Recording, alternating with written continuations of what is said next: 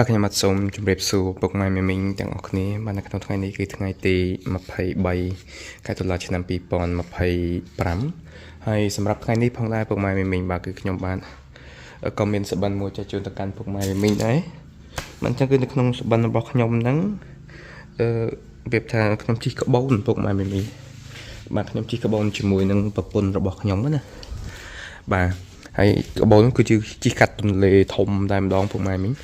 តែខ្ញុំឃើញក្បូនរបស់គេមានរបៀបទូកសណ្ដោង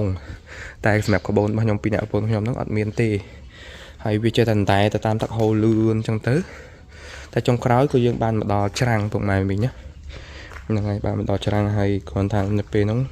ពេលថាយើងភ័យខ្លាចបាត់របស់បាត់អីបាត់កាបោបបាត់អីអញ្ចឹងណាស្វែងស្វាហើយអញ្ចឹងទៅប៉ុន្តែអត់អីទេទីទៅគឺយើងអាចអ